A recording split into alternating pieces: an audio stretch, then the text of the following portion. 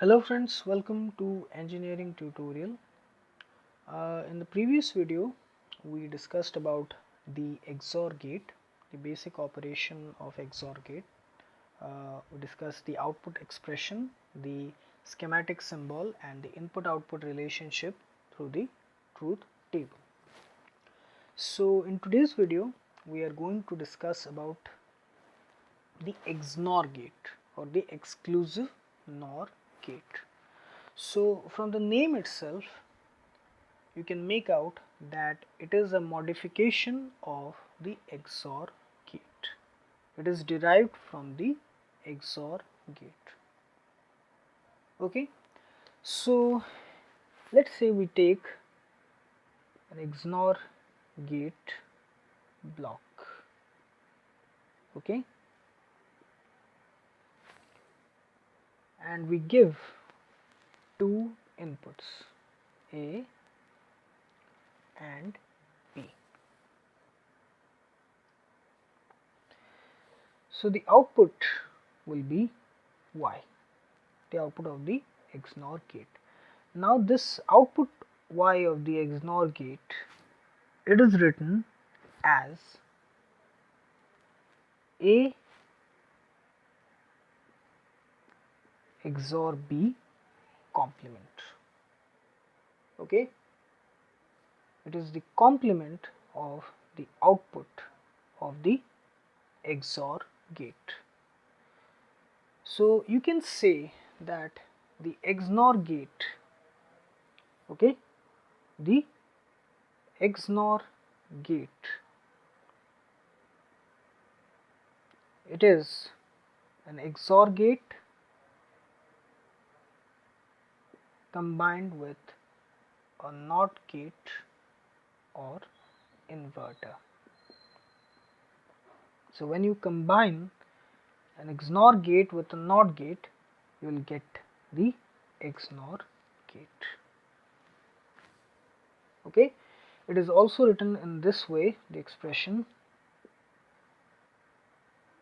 So this dot enclosed by a circle, it represents Xnor operation.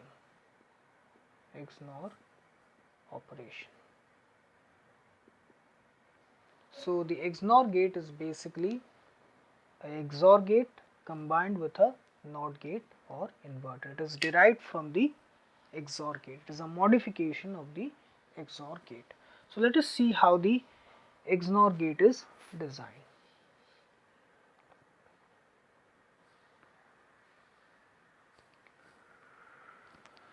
So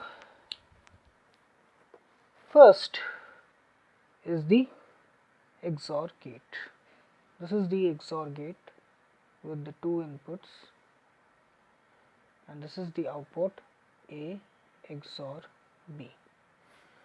If we add a NOT gate or inverter here, this output, it will be the complement of the XOR gate output, which will be the output of the Xnor gate.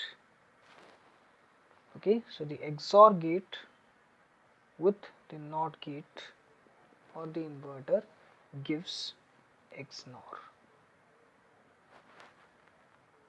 So the Xnor is also represented, the schematic symbol of the Xnor gate is similar to that of the XOR gate. Up to here it is the XOR gate with the two inputs. If we add a bubble here which represents the NOT operation, it becomes the XOR gate.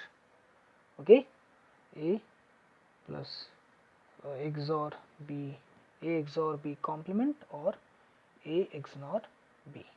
This is the output of the Xnor gate. This is the schematic symbol of the Xnor gate. XOR gate with a bubble. It is the schematic symbol of the Xnor gate. Now let us discuss the input output relationship with the help of the truth table.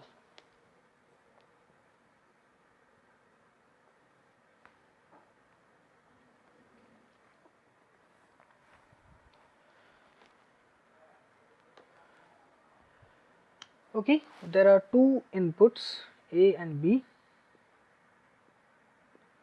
and one output.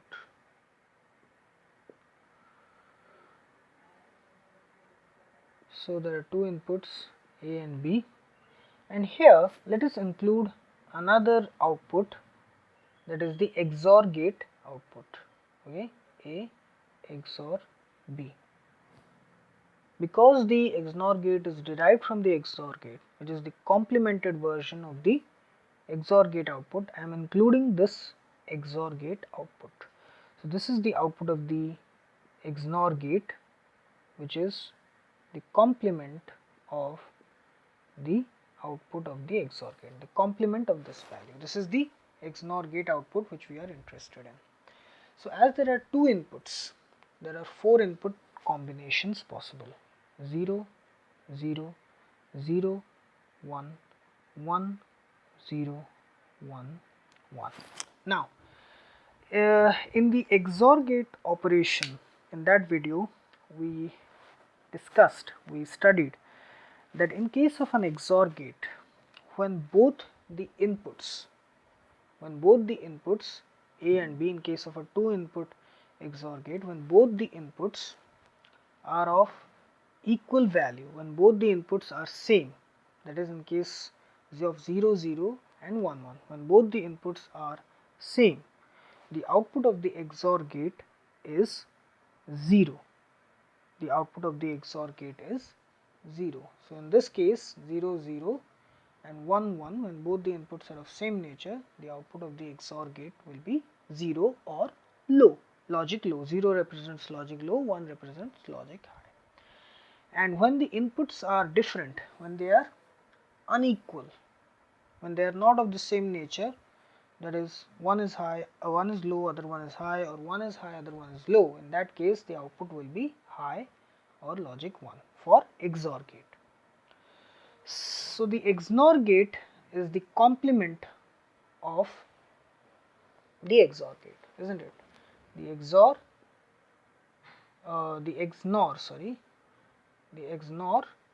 is the complement of XOR. So here the XNOR output will be the opposite of the XOR output, the complement of the XOR output, the inverted version of the XOR output. If it is 0 here, it will be 1 here. If it is 1 here, in these two cases, the output will be 0 here. Here again, if it is 0 here, it will be 1. It is the opposite, the complement of the inverted version of the XOR output. Okay, this is the column we are interested in, which is the output of the XNOR gate. So here the unique feature is, see, when both the inputs are of equal value, when both are of the same nature, when both are same, that is in case of 0, 0, both are logic 0, and when both are logic 1 or high, the output is high. For XNOR gate, the output is high. And the other two cases, when the inputs are of different nature, when they are different, when they are unequal, one is low, other one is high, one is high, other one is low, in that case the output of the XNOR gate is low, logic low or 0, which is opposite to that of the XOR gate, since it is the complement of the XOR gate. So this is the unique characteristic of the XNOR gate which you should remember, that is when both the inputs are equal, the output is high, logic 1. When both the inputs are unequal, when they are not equal, the output is logic low or 0, which is the opposite of that of the XOR gate. Okay, so this is the input output relationship of XNOR gate. Okay, the input output relationship of the XNOR gate. So here we have discussed the logic gates, almost all the logic gates that are used in digital circuit design, starting from the basic gates to universal gates and these two gates, XOR and XNOR. So I hope you like this video. and please subscribe my channel Engineering Tutorial for more such videos related to electrical, electronics, instrumentation and communication engineering. Have a great day. Thank you very much.